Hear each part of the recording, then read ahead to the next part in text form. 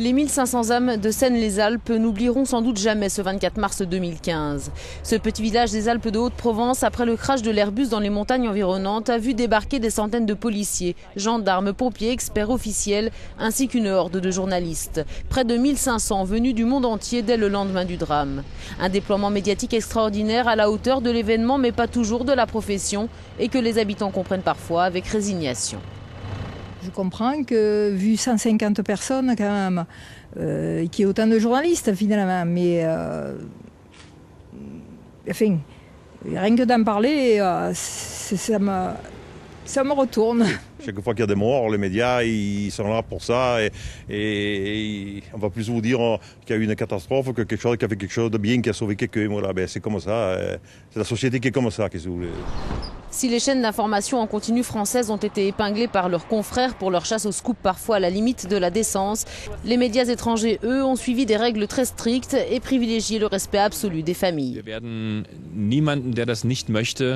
On ne va pas pousser quelqu'un devant la caméra s'il ne le veut pas, explique ce journaliste allemand.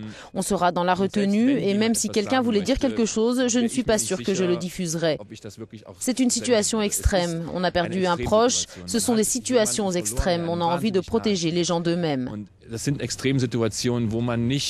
Wo man manchmal Leute auch vielleicht sogar vor sich selber schützen muss.